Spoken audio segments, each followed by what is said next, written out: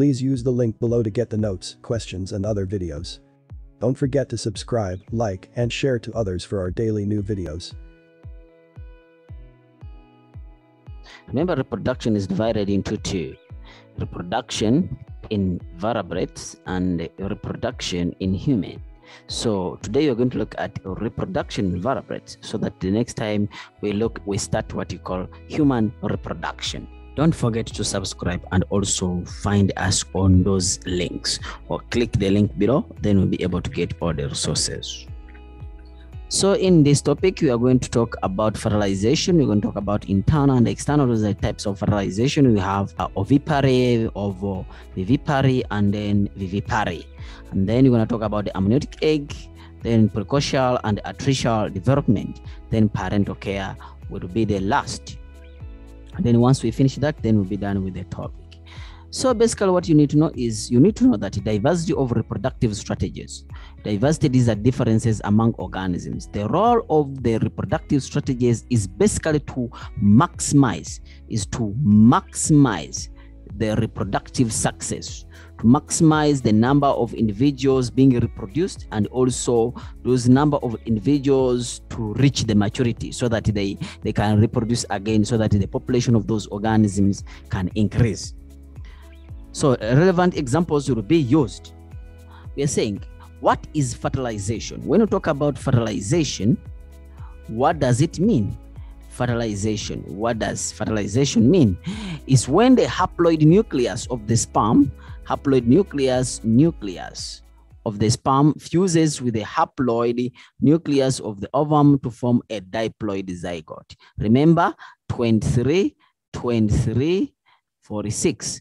That is in case of human cell. But now we are not talking about only human cells. We're also talking about even other organisms. So when one set of chromosome fuses with another set of chromosome to form two sets of chromosome, that's what we call fertilization. And then the process, or we can say that is the process of fusing the male gamete, which we call the sperm, and the female gamete, which we call the ovum, to form a zygote. Form what we call a zygote. A zygote is a combination of the nucleus of the sperm and the nucleus of the ovum. Then we say that you need to talk about the external fertilization. It means that when you talk about external, it means that the fertilization occurs outside the female's body or the female reproductive structure. So it's when a mode of reproduction in which the male sperm, the male organism sperm, and then the female's ovum, they find each other, or they fuse outside. It must be outside the female's body. Then what about the egg cell? Generally inside the egg structure, it means that it has a membrane covering it. And then the female lay eggs. Sometimes the female lay eggs, because it is outside the female's body. The female lay eggs. So when you talk about laying eggs, definitely that is external fertilization. And then the male will come and sprinkle. Yes, the female will lay the eggs. Yes, and then the male will come and sprinkle sperms on them. And then fertilization will take place. Examples, we can find it in frogs and also some fish, some specific fish. Check the example here. You see the female laying eggs, and then the male is putting sperms on them. Yes, outside the female's body. And then you have the female fish, and then the male fish, and then they sprinkle the sperms around. So it's sprinkling the sperm around so that now the eggs can be fertilized. So you see that the sperms are being spread on these eggs. You see this color, these are the sperms, and then these are the what? These are the eggs. So this kind of fertilization, we call it external because it is occurring outside the female's body. What about internal? It means that it's the reverse of the external. It is occurring inside the female's body.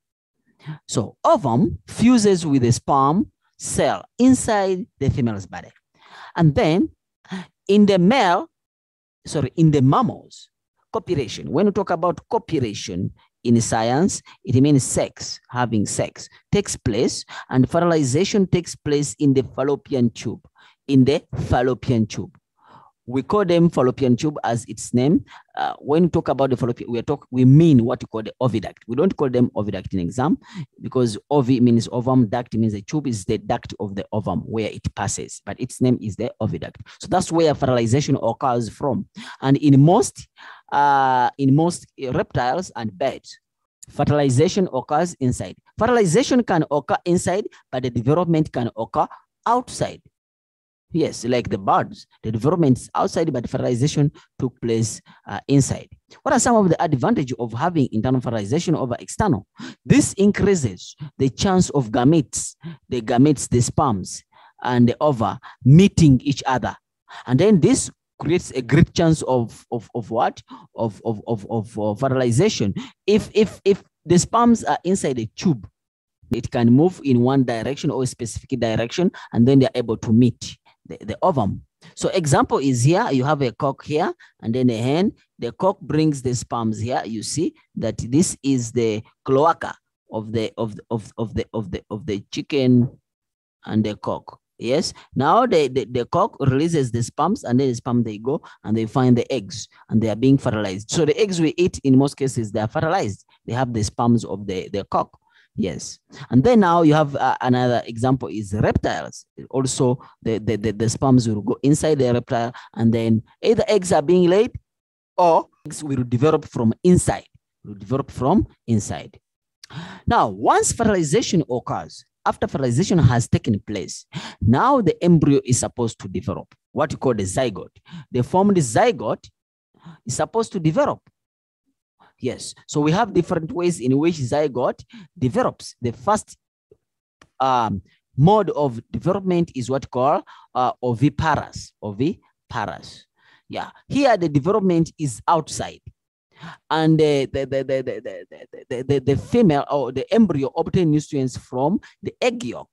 So the development is outside. It means that if the development is outside, it means that the female laid these eggs outside, and then now, if you say that eggs are within the shells are laid outside, why do we have shells? So for protection from these harsh conditions of the terrestrial environment or the land. Hatching, when you talk about hatching, then it means that it is not attached to the mother. The developing baby is not attached to the mother. Like oviparous, the baby is inside the egg and is developing, is not attached to the mother. And when the development is complete, and then hatching is going to take place. Examples is in birds and some reptiles. You know that some reptiles, they produce eggs. You can see them here. The chicken is laying on, is sitting on the what? On the eggs, and then it laid the eggs. And then now the baby is inside these what? These eggs, is inside those eggs. All right. Then another example is a reptile. You see, this is what called hatching. Ne? The hatching is taking place. And then also some snakes. Snakes are also examples of reptiles because they crawl when they are moving. So organisms which crawl when they are moving, we call them reptiles.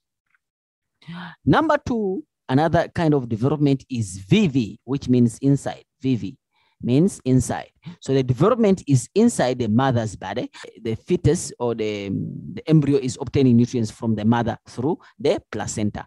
So it obtains the nutrients through the placenta. So it means that now the mother and the baby are connected. When the mother drinks alcohol, then the baby also drinks alcohol. When the mother becomes angry, the baby also becomes angry. When the mother, whatever mother does also is affected to the baby. Why? Because the mother is attached to the baby. So the female give birth. So in this case, if you talk about giving birth, then it means that it can't be oviparous or it can't be ovoviviparous. It must be viviparous because it is attached to the mother. Give birth to young one when the gestation period is complete. This is when we talk about the gestation period, we are talking about the period of pregnancy. That's what we call the gestation. We like to ask this terminology, gestation, the period of pregnancy, the period from fertilization until giving birth. How do we call that? We call it pregnancy, or what we call gestation period. Example is mammal. For example, us, you see the elephant, you see that now the placenta, you see the placenta is here. Yes, the baby is obtaining nutrients through this placenta because this is the side of the mother, and then this is the side of the baby, and then now the nutrients will go through the umbilical cord, and then it goes to the baby. So that's why we're saying that the baby obtains nutrients from the mother. So all these are examples which take place. Viviparous, the development of the embryo inside the mother's body, but the embryo obtains nutrients from the egg yolk. Here, when you talk about ovo, ovo comes from the word ovum, ovum. And then vivi means inside. Yes, so the development is inside the mother's body, but the embryo is obtaining nutrients from the ovum. Is obtain nutrients from the ovum. So the development of the embryo is inside the mother's body, but the embryo obtains nutrients from the ovum, or what you call the egg yolk. Because if you check the ovum, yes, you'll find out that it has, if you check if this is the egg, it has the layers, and then it has the inside layer with the dense body, the yellow one. That yellow part of the egg is what called the yolk, is full of nutrients. If full of nutrients. If you want to be fat, eat eggs and eat that yellow part. If you overeat them, then that's where you're going to get your fatness from. Then we are saying that the eggs hatch because it is not attached to the mother, therefore is going to be hatching within the body of the parent, and then the fertilized egg remain in the oviduct of the female, and the egg have no shell. It means that why do they don't have no shell? Why don't they have no shell? Because they are not going to be laid outside the female's body to experience these harsh conditions. That's why they don't have shells. Examples are snakes, and then the dark-billed platypus. The dark-billed platypus. That's the dark-billed platypus, and then the muddy skipper. So what are some of the advantages of viviparous and viviparous over oviparous? The advantage of having a baby developing from inside, and yes, inside also over that one which develops from outside. So when develops from inside, it is protected. So you have maximum protection.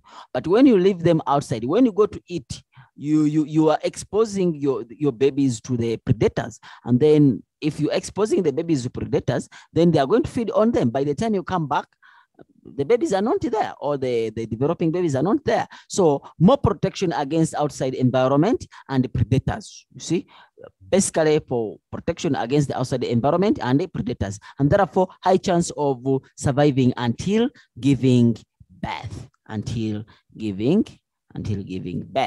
Let's talk about amniotic egg as we are winding up. Amniotic egg. What is amniotic egg? These are the membranous eggs. Amniotic eggs are eggs which has porous, leathery, or hardy egg shell that provide protection. The reason why those eggs, before you eat them, you first break them is one reason. That shell is to protect these eggs, actually, basically from dehydration, for developing embryo, and allows water retention so that the eggs are not dehydrated. If you put a tray of eggs in the area which is hot, after some time, you'll find out that the eggs have lost water. Yes. However much they have the shell, but still if the conditions are too severe, then still they lose the water and then they become dry. While they are still in, so it brings about that water retention while still being permeable to gases. They have some small holes. Those small holes, they allow the gases to be exchanged. So the amniotic egg has 4 membranes you need to know. Number 1, it's called the amnion, is a fluid. When you talk about amnion, is this the fluid? You know that advert on the TV whereby the baby was the mother was eating the chocolate, and then the lady was in the taxi, something like that. So the baby was busy playing inside. That liquid whereby it was playing inside is what called the amnion. So the function of it has many functions. Protection, it prevents the baby from being dehydrated. It brings about temperature regulation, like maintaining the almost the limits of temperature. Yes, it allows free rotation of the baby. It has many functions. We will see about those functions when you go to human reproduction. Then number 2 is the chorion, is the layer, is the outside layer of the outside layer of the what? Of the egg. Chorion allows the nutrients to be exchanged from the albumin. If you look at the albumin, this is the albumin, and then this is the chorion. So these nutrients, they cross from here, and then they join the baby. Number 3 is allantois. Allantois is this layer which has too many blood vessels. That layer is, the function of it is respiration and also stores wastes. So when you break the egg, when maybe after hatching, you see those blood vessels which are being formed inside. Those are some of that. That's an example of the allantois. Then we have what called the yolk sac. Yolk sac provides nutrients to the embryo. It provides nutrients to the embryo. When you talk yolk sac, basically, we are looking at the layer which surrounds, you see this?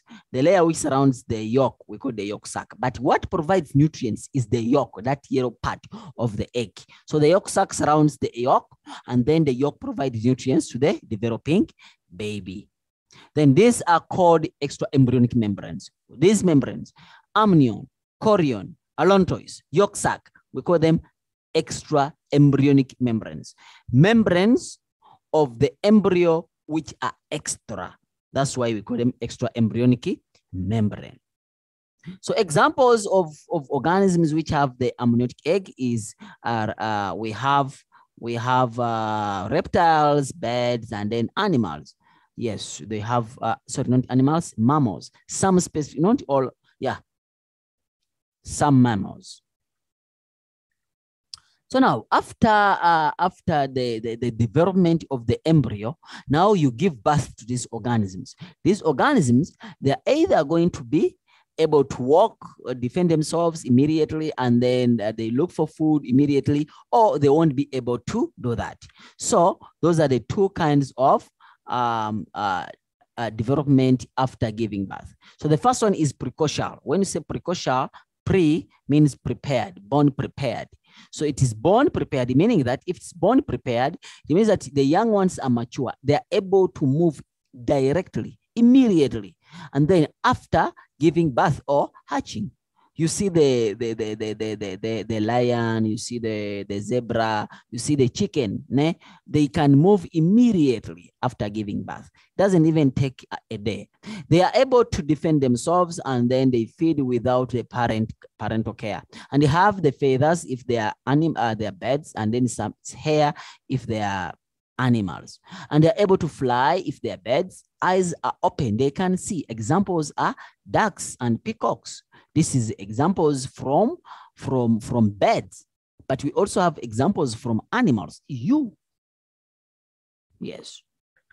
Example, you see now the bird is just been given birth and then is able to walk. Sometimes you bring it the picture like this the picture in the real life is like this, but sometimes when you're in exam, we bring the picture like that. Then number 2 is altricial. All depends on the parents. When you say altricial, all depends on the parent. The young ones are born helpless and they cannot protect themselves. They can't feed themselves, defend for themselves. They can't do anything. All altricial. All depends on the mother. So meaning that they are born helpless. They are born helpless. All depends on the parent. So young ones have downy feathers, and then eyes are closed. Examples are finches and the swallows. Swallows. You can also talk about humans. You are born. Imagine you're walking on the street and then someone comes, slaps the baby you are holding. What are you gonna do? Protect. So meaning that you are helpless. You're gonna kick the person who slapped the baby back. But they didn't kick you. They didn't slap you. Why do you slap the guy back? It's because you are trying to protect, meaning that the baby is helpless. Everything will depend on the parent. So example, you see there is nothing like down feathers. The eyes are closed. They can't do anything. Even they can't see. So those are what you call that's what you call the altricial. You see now the example here? Yes, in the examination, in most cases, you bring it like that. Lastly, let's talk about the parental care. Parental care looking after the offsprings, so that you provide comfort, warmth, feed, protection, all of them. House, when you have the house, you are protecting the babies. So precocial and altricial birds, here you in precocial and altricial, that's where you are having periods of protection. You have nurturing, teaching the young ones how to hunt, teaching the young ones how to behave. So it means that if you don't behave, what does it mean? It means that maybe your parent didn't nurture you properly. You must have that's why they say that what you do reflects what is home. You understand? Yeah, okay, that's not the topic today. But nurturing means that the parent is supposed to teach you the hardship of this world. So if it's a bird, is supposed to teach the behavior, everything which is dealing with this world, so that when by the time you go out, by the time the bird go out, everything it can do it on its own. So social behavior, this involves the hunting. If you look at the lions, they have these things. They live in herds. Then survival techniques, fighting back, all those things, hunting, yes, all those things. You see now the mother is giving the food to the babies. That is parental care. And then the elephant is trying to protect the baby, the young elephants. Yes, that's also parental care. So what is the importance of parental care? Increases offspring survival. Because now you are defending them, then they're going to survive more. Improves the offspring quality in the way that leads to increase in the offspring and survival or reproduction. When they survive, they are going to reproduce. Yes, you give them the techniques of producing.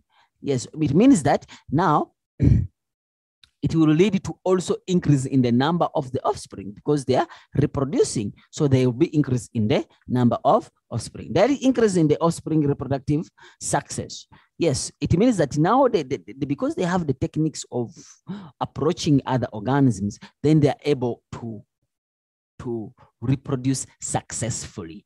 Yes, maybe if it is a guy, he will teach you how you're supposed to approach a lady, and then how to supposed to handle. Your father is supposed to teach you all those things so that now you become successful in that also, that aspect. Why don't we start human reproduction next time? Let's see human reproduction next time. See you in class. Don't miss our class. Thank you. M.SAIDI.